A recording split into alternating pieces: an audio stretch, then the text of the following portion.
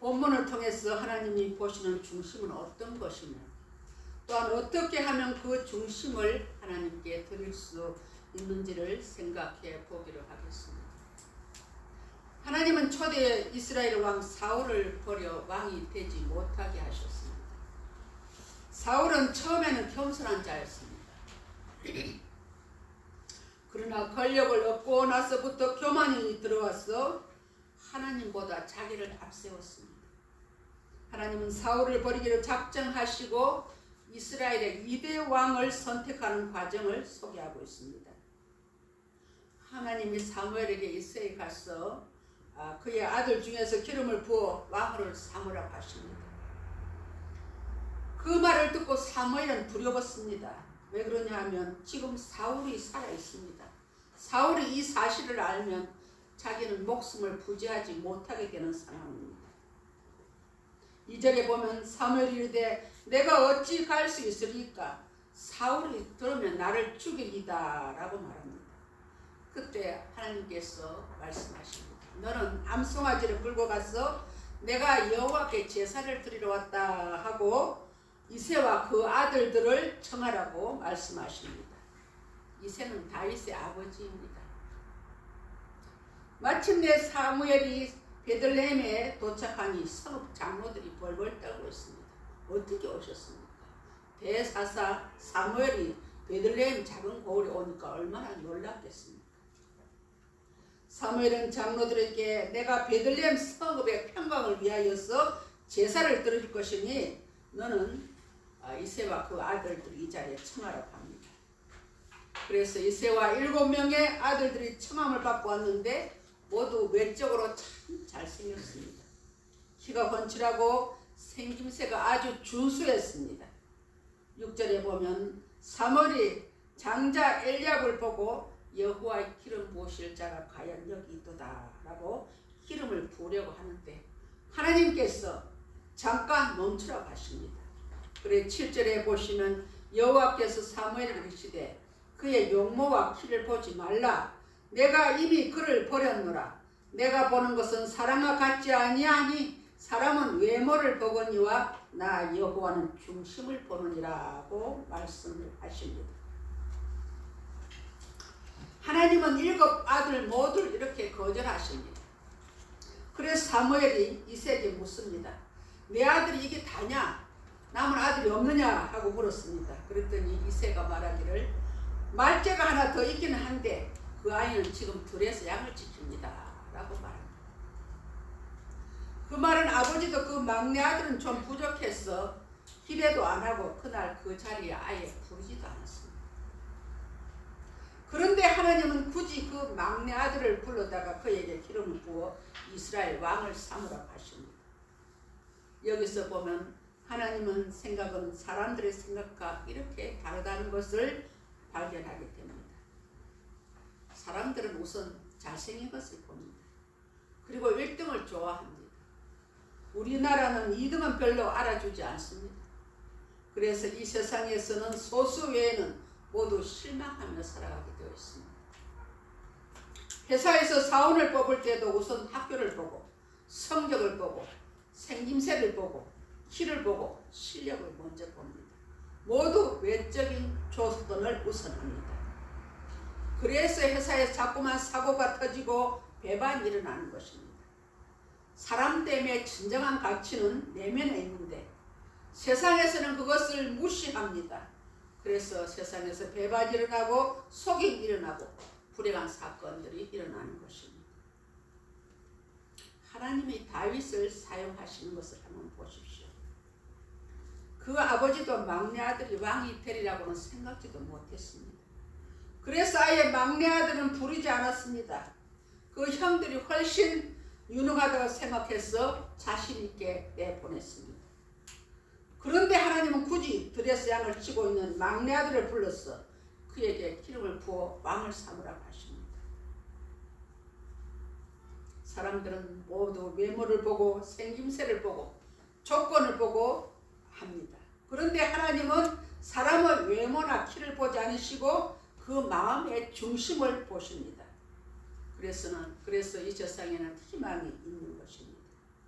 하나님은 하나님이 보시는 다윗은 그 중심에 하나님이 살아 계셨기 때문입니다. 여러분 사무엘상 17장에 보면 다윗과 골리앗의 싸움이 있습니다. 다윗과 골리앗 싸움에서 다윗이 막대기하고 물맷돌 5개를 갖고 골리앗 앞에 섰죠.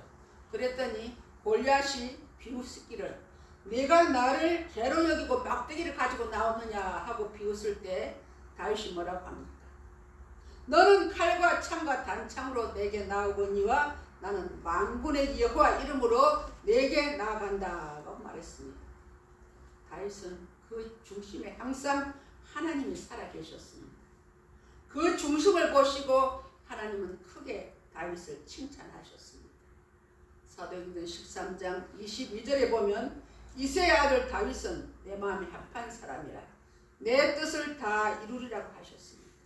사랑하는 성도 여러분, 하나님은 우리의 외모를 보지 않고 중심을 보십니다.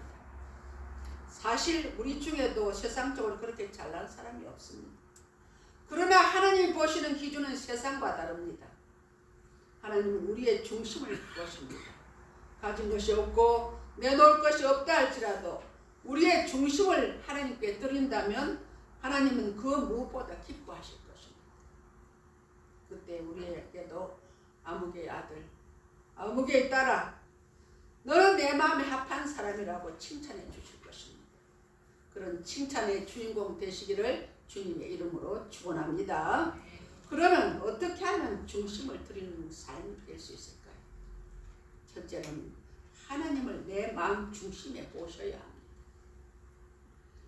다른 말로 하면 성령님을 중심에 모시고 살아야 합니다. 성령님을 보혜사, 파라클레토스라고 합니다. 상담자, 위로자라는 뜻입니다. 그는 우리와 항상 함께 하십니다. 신앙은 하나님과의 관계입니다. 그러므로 참된 신앙의 근원은 하나님과의 관계를 어떻게 지속하고 누리고 살아가느냐에 달려 있습니다. 코로나 이후로 교회들마다 마이너스 성장을 하고 있다고 합니다. 지금 우리 교회도 많이 자리가 비어 있네요. 그러나 우리는 세상 변화에 둔감해야 합니다. 믿음은 유행 따라가는 것이 아닙니다. 상황 바라보지 말고 환경 바라보지 말고 하나님을 바라보고 어떠한 정오에라도 흔들리지 않아야 합니다. 다윗은 시편 51편 10절에서 하나님이여 내 속에 정한 마음을 창조하시고 내 안에 정직한 영을 새롭게 하소서라고 했습니다. 다윗은 바세바의 범죄 이후 자신의 내면이 어둡고 죄에 물들어 있음을 깨닫고 정직한 영, 즉 성령으로 변화되기를 원했습니다. 이 기도는 하나님께로부터 오는 새로운 시작과 영적인 회복을 찾는 데 큰 영감을 줍니다. 또한 다윗은 무슨 일을 할 때마다 하나님께 물었습니다. 하나님, 7일까 말일까? 전쟁이 나갈 때 하나님 올라가라면 어디로 올라갈까요? 어느 성으로 올라갈까요? 하고 매사를 하나님께 물었습니다. 우리 성도님들도 성령님을 내 마음 중심에 모시고 하루의 삶을 살 때 잘못한 일이 있으면 하루 온종일 사람을 돌아보면서 그럴 때 회개하고 무슨 일을 행할 때마다 하나님께 묻고 하시기 바랍니다. 그리하면 하나님께 나의 매사를 하나님께서 간섭해 주신다는 사실을 믿으시기 바랍니다. 할렐루야. 두 번째는 말씀 중심으로 살아야 합니다. 시편 119편 105절은 주의 말씀은 내 발의 등이요 내 길의 빛입니다 라고 했고, 히브리서 4장 12절은 하나님의 말씀은 살았고 운동력이 있어 좌우의 날선 어떤 검보다도 예리하여 혼과 영과 및 관절과 골수를 찔러 쪼개기까지 하며 또 마음의 생각과 뜻을 판단하시냐니라고 말씀합니다. 여러분, 기독교는 말씀의 종교입니다. 여러분, 말씀에 서 있지 않으면 기도에 자신이 없습니다. 대중기도 하시라 그러면 겁부터 납니다. 기도를 해도 힘이 없고 중언부언합니다. 말씀이 내 안에 가득 들어있으면 어디를 가든지 든든합니다. 자신감이 생깁니다. 지난번 우리 한나 여전도회 할 때 제가 물었습니다. 우리 여전 회원님들 성경 일독하신 분 계십니까? 그랬더니 한 분도 안 계신다고 그래요. 그래서 제가 그랬습니다. 우리가 하나님 앞에 갈 날이 점점 다가오는데 하나님 앞에 가서 성경 일독도 못하고 왔다 그러면 얼마나 부끄럽겠습니까? 그러니까 이제 가을도 다가오고 선선한 바람도 부니까 우리가 마음을 다잡고 1년을 목표로 하고 내년 9월까지 성경 일독을 합시다 라고 약속을 했습니다. 오늘 우리 한나의 전도회 성경 읽기표로 나눠드려야겠네요. 그 중에는 또 성경을 목사님 성경 읽다가요 너무 이해가 안 되는 부분이 많아서 그냥 읽다가 포기했습니다. 그런 분이 있더라고요. 여러분, 우리가 하나님 이해를 다 합니까? 하나님은 이해의 대상이 아니고 믿음의 대상인 줄 믿으시기 바랍니다. 할렐루야. 우리가 성경도 이해의 책이 아니고 믿음의 책입니다. 이해가 안 되는 부분은 이제 내가 일단 이건 이해가 안 된다 할 때 어떤 데는 보면 목사님 설교를 통해서 그걸 풀어주셔요. 그럼 이해가 됩니다. 또 우리가 삶을 살아가다가 부딪히는 모든 환경 가운데서도 성경 말씀이 이해가 될 때가 있으니까 이해가 되든지 안 되든지 무조건 성경을 읽으십시오. 때가 되면 우리에게 지혜의 영을 허락해 주십니다. 제 이야기를 좀 해야겠네요. 저는 담임 목사를 내려놓으면 하고 싶은 일이 있었습니다. 그것은 성경 외에 책을 좀 한없이 읽는 것이었습니다. 사실 담임할 때 책도 좀 읽긴 했지만 돌아서면 설교 준비를 해야 되기 때문에 마음 놓고 읽을 수가 없었습니다. 목사는 성도 한 사람을 놓고도 설교 준비를 해야 되기 때문입니다. 한 주일에 대강 목사가 설교 준비를 10번 합니다. 여러분도 알다시피 주일 예배 있죠. 찬양 예배가 있죠. 수요 예배 있죠. 금요 예배 있죠. 또 한 주간 새벽 기도가 6번 있죠. 또 월초에는 월삭 기도가 있죠. 10번 정도로 여러분 설교를 준비합니다. 그러니까 다른 뒤돌아볼 새가 없죠. 여러분 그렇기 때문에 담임 목사님 위해서 기도 많이 해주시기를 바랍니다. 여러분 기도 한 주일에 대표 기도 한 번만 해도 얼마나 부담스럽습니까? 그런데 설교를 10번이나 준비하려면 얼마나 긴장하고 부담이 되겠습니까? 저도 오랜만에 이 강단에 선다고 설교를 했더니 어젯밤 잠이 안 오더라고요. 긴장이 돼가지고 이게 단에 선다는 게 얼마나 긴장되는 일인지 모릅니다. 그래서 원료가 된 2018년 11월 25일에 내려왔으니까 2019년부터 제가 이렇게 책을 좀 읽기 시작했는데 이제까지 한 120여 권 정도 읽은 것 같습니다. 최근에 있었던 일인데요. 제가 평소에 이 대하소설 박경리 씨가 쓴 토지라는 책이 있는데 그 대하소설 21권이에요. 이걸 좀 도전하고 싶은데 자신감이 없더라고요. 근데 큰 마음 먹고 5개월에 걸쳐서 그거를 완독을 했습니다. 권당 450페이지 되는 책이 21권이니까 아마 제가 한 10,000페이지 정도로 읽은 것 같습니다. 읽는 도중에 눈이 안 좋아져서 돋보기를 한번 바꿨습니다.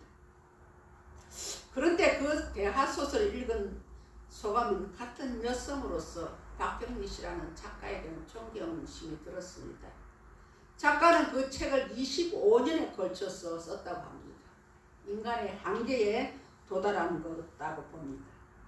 그러나 제가 느낀 소감은 21권의 책이 성경 몇 장 읽은 것 같더라고요. 인간이 쓴 책은 아무리 오랜 기간, 아무리 잘 썼다 할지라도 하나님이 쓰신 성경에 비할 수가 없었습니다.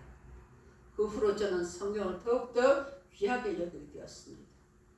여러분 세간에서 베스트셀러다, 몇백만 부가 팔렸다 하는 책이라도 인간이 쓴 책은 영을 감동시키지 못합니다. 할렐루야. 우리가 영을 감동시키고 우리를 겁나게 하고 회개하게 하는 책은 성경 외에 없다는 사실을 믿으시기를 바랍니다.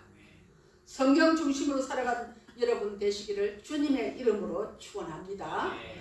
셋째는 우리가 뭔 중심을 드려야 합니까?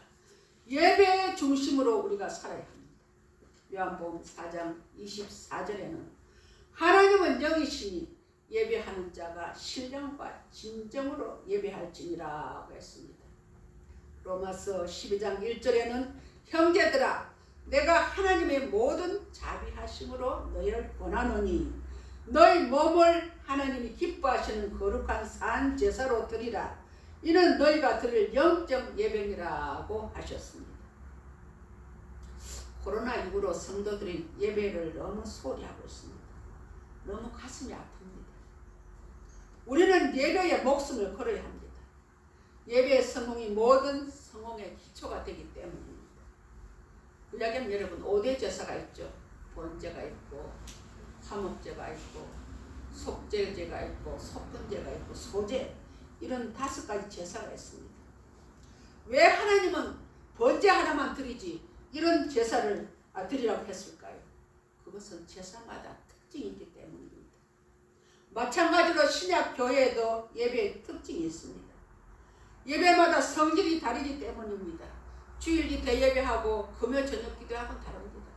여러분 요즘 우리 금요 저녁 기도에 성도들이 많이 나오시는데 그때는 성령으로 부르짖어 기도합니다. 그리고 담임 목사님 안수해 주십니다. 예배의 성질이 다르기 때문입니다. 하나님이 왜 아벨의 제사는 받으시고 가인의 제사는 받지 않으셨을까요? 가인은 그 중심에 하나님이 계시지 않았기 때문에 가인과 그 제물은 받으시지 않은 것입니다. 바라건대 우리 모두 예배의 성공자들이 되시길 바랍니다. 여러분 이 주보에 나와 있는 순서가 그냥 나와 있는 게 아닙니다. 예배는 찬송도 있고 기도도 있고 설교도 있고 봉헌도 있고 축도로 끝나야 비로소 모든 예배가 끝나는 것입니다. 이 중에 한 가지를 소홀하면 예배를 성공시키지 못합니다.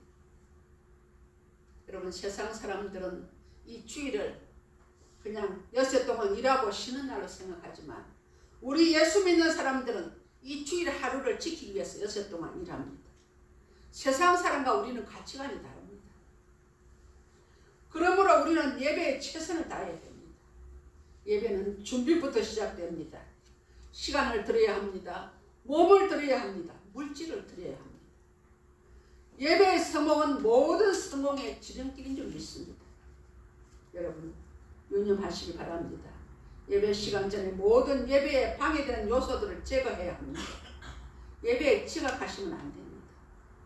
오늘 정회숙 집사님은 새 신자들을 모시고 오느라고 예배 중간에 전화 받고 나가셨지만 다른 때는 여러분 전화를 다 끄시기 바랍니다. 또 다른 일로 자리를 뜨는 자는 본인의 예배도 성공시키지 못하지만 다른 성도들의 예배를 방해합니다. 이런 기본적인 예절부터 우리가 지켜야 합니다. 일례로 미국 무역센터 수석 부총재로 있고 영국 옥스퍼드 대학의 종신 교수로 있는 이희돈 장로님이라는 분이 계십니다. 여러분 인터넷에 이희돈 장로 한번 쳐보세요. 얼마 전에 소천을 하셨습니다만 그는 간증을 통해서 이런 이야기를 했습니다. 영국 여왕의 만찬에 초청을 받았는데 그 다음 날이 주일이었습니다. 아무리 생각해도 여왕의 만찬에 참여하면 미국에 있는 자기 출석 교회의 예배를 참석하지 못하겠더랍니다. 그래서 어릴 때 담당자에게 정말 죄송합니다. 제가 미국에서 아주 중요한 분을 만나야 할 일이 있어서 만찬에 참여할 수가 없습니다. 라고 했더니 그 담당자가 의아하게 바라보더랍니다. 다른 사람들은 영국 여왕과 만찬을 하는 것이 일생의 소원을 하고 있는데도 그것이 안 되는데 당신은 어찌 이렇게 귀한 자리를 못 오겠다고 하십니까? 라고 하면서 그는 아마 이돈 장로가 미국 대통령을 만나러 가나 보다 라고 생각하는 눈치더랍니다. 그래서 불이 나게 미국 가는 비행기를 타고 미국 본교회 1부 예배 기도 당번을 하고 2부부터는 교회 주차 안내를 했다고 합니다. 사랑하는 성도 여러분, 하나님께서 이런 분에게 감동하지 않겠습니까? 이런 분에게 복을 주시지 않겠습니까? 그리하여 그는 세계적인 경제인들이 모인 미국 무역센터의 총재로 수직 상승을 했다는 것입니다. 하나님이 높이시면 막을 자가 없습니다. 반대로 하나님이 낮추시면 높일 자가 없다는 사실을 믿으시기 바랍니다. 사랑하는 성도 여러분, 우리는 단 한 번밖에 주어지지 않은 유일적인 인생을 살아갑니다. 이 땅에서의 우리의 믿음 생활이 영원한 나라까지 영향을 미친다는 사실을 기억하시고 예배 중심으로 살아가는 성도님들 되시기를 주님의 이름으로 축원합니다. 네 번째로 여러분, 우리가 중심을 두어야 할 것이 교회 중심으로 살아야 합니다. 교회를 헬라어로 에클레시아라고 합니다. 부름받은 자의 모임입니다. 우리는 교회라고 하면 건물을 생각합니다. 이 건물은 교회당이에요. 교회는 믿는 자들의 모임입니다. 이 모임에는 예배도 있고 성도의 교제도 있고 전도도 있고 교육도 있습니다. 우리는 세상 중심으로 사는 것이 아니라 교회 중심으로 살아야 됩니다. 들며 날며 교회 중심으로 살아야 진정한 성도인 것입니다. 얼마 전에 참 가슴 아픈 일이 있었습니다. 코로나가 한창일 때 등록한 성도가 외로워서 교회를 이제 못 나겠다 하면서 교회를 떠났습니다. 여러분, 예수 바로 믿어야 됩니다. 교회는 친목단체가 아닙니다. 물론 교회 등록 가운데 성도의 교제가 있습니다. 그러나 코로나라는 특수 상황이라 교회에서 식사도 못하고 여러 가지로 제약이 많아서 성도의 교제가 어려웠습니다. 새신자도 아니고 그런 사정을 다 알면서 교회를 떠난다는 것을 볼 때에 목회자는 참 가슴이 아팠습니다. 여러분, 목회자는 성도 한 분이 교회를 떠나면요, 자기 살점이 떨어져 나가는 기분입니다. 외롭다고 느끼신 분들은 공예배에 열심히 나오십시오. 주중에는 10번의 예배가 있습니다. 예배에 나와서 말씀과 기도로 주님과 교제한다면 주님이 나와 함께 하십니다. 외로울 시간이 없습니다. 성도들 가운데는 교회를 오해하는 분들이 있습니다. 큰 건물에 수많은 성도가 있는 교회 다니면 자신이 어떠한 특정한 부류에 속한다고 생각하는 분도 있습니다. 오해입니다. 여러분, 그것은 구원과 상관이 없습니다.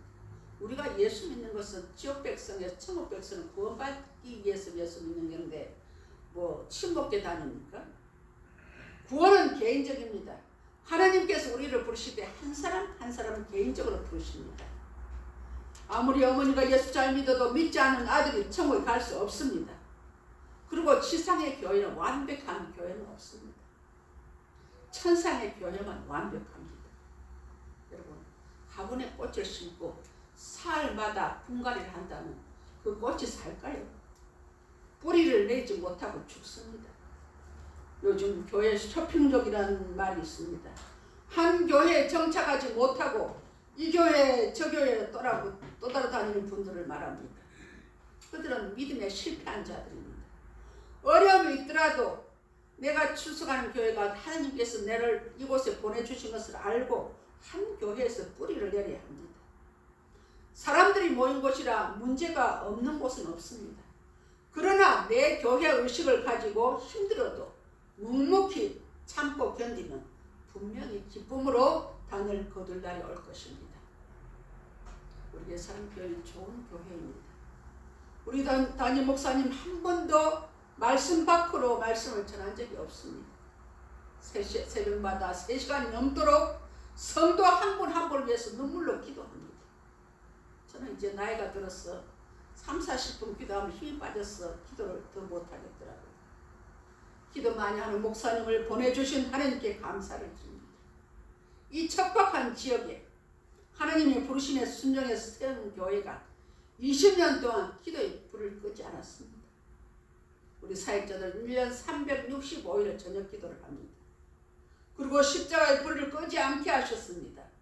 하나님 먹으시면 먹고 하나님이 굶기시면 굶을 각오로 세운 교회가 2대 목사를 세웠습니다. 이제 성도 여러분이 할 일은 열심히 전도해서 이 교회를 채우는 일입니다. 사랑하는 성도 여러분, 제가 내년이면 80이 됩니다. 이제 원로 목사니까 자주 강단에 서지 못합니다. 그러나 제 인생을 걸고 여러분께 부탁을 드립니다. 제 유언이라고 생각하십시오. 이런 삶을 살면 여러분 인생은 분명 영육간에 성공한 인생이 될 것입니다. 한번 따라하십시다. 하나님 중심으로 삽시다. 하나님 중심으로 삽시다. 성경 중심으로 삽시다. 성경 중심으로 삽시다. 예배 중심으로 삽시다. 예배 중심으로 삽시다. 교회 중심으로 삽시다. 교회 중심으로 삽시다. 이런 삶을 사는 성도들에게는 하늘의 신령한 복과 땅의 기름진 복이 차고 넘치게 될 것을 믿습니다. 입으로 시인하여 구원에 이른다겠습니다. 한번 이 세 가지를 여러분들이 한번 해보십시다. 따라하지 말고 시작. 하나님 중심으로 삽시다. 왜 못 따라해? 하나님 중심으로 삽시다. 성경 중심으로 삽시다. 예배 중심으로 삽시다. 교회 중심으로 삽시다. 여러분 이 네 가지만 여러분 마음의 신비에 새기고 일생을 이렇게 살아가 보십시오. 여러분 자신도 복을 받고 여러분 대대의 자손들이 복을 받을 것을 저는 확신합니다. 기도하십시다. 하나님 아버지 은혜를 감사합니다. 하나님은 우리의 외모를 보시지 않고 중심을 보십니다. 하나님 중심, 성경 중심, 예배 중심, 교회 중심으로 살아가는 성도들 되게 하옵소서. 믿음으로 구원은 받지만 상금은 행함으로 받습니다. 이 땅에서 우리가 믿음 생활한 것이 오롯이 하나님 나라의 상급으로 주어진다는 사실을 믿고 단 한 번밖에 주어지지 않는 우리의 삶에 나의 중심을 하나님께 드리며 사는 인생이 되게 하옵소서. 예수님 이름으로 감사하며 기도하옵나이다. 아멘.